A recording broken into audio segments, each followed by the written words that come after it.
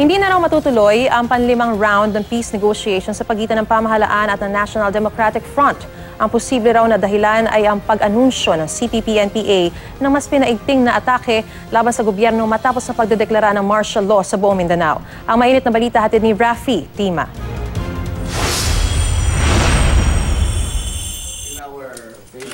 Sa halip na pagbubukas ng 5th round ng usapang pangkapayapaan dito sa The Netherlands, ito ang ibinalita sa media ni NDF Senior Advisor Luis Alandoni matapos ang informal talk sa pagitan ng kanilang panig at ng pamahalaan Sabado ng umaga.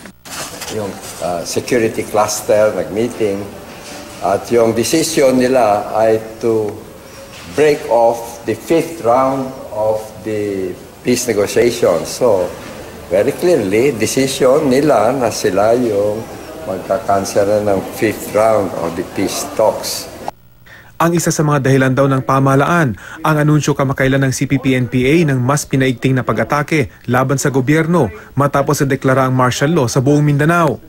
Pero ang pagsisiwalat na ito ng NDF, hindi kinatuwa ng Government Peace Panel. Malinaw yung usapan.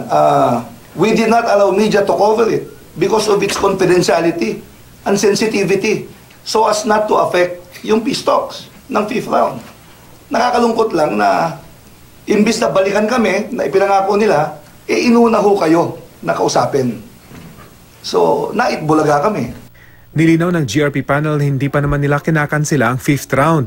Pero dahil sa banta ng mas marami pang pag-atake mula sa komunistang grupo, the government panel, as I now state, is now left without any other recourse but to announce that it will not proceed to participate in the scheduled 5th rounds of peace negotiations until such time as there are clear indications that an enabling environment conducive to achieving just and sustainable peace in the land through peace negotiations across the stable shall prevail.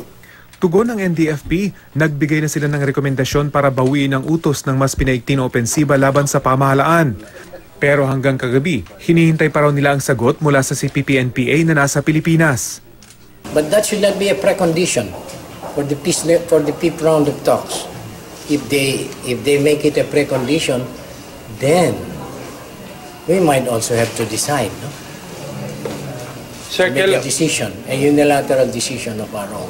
Bukas na raw itutuloy ng dalawang panig ang kanilang pulong para mapag-aralan nilang mabuti ang posisyon ng bawat isa bago sila makapagdesisyon kung tuloy ba o hindi na ang 5th round ng usapang pangkapayapaan. Pero dahil nagpupulong pa rin naman daw ang dalawang panig, may pag-asa pa rin daw na tuloy ang usapan, lalo pat mas marami naman daw silang posisyong na pagkakasunduan kesa sa pinag-aawayan. Mula dito sa Noordwijk, the Netherlands, Rafi Tima, GMA News.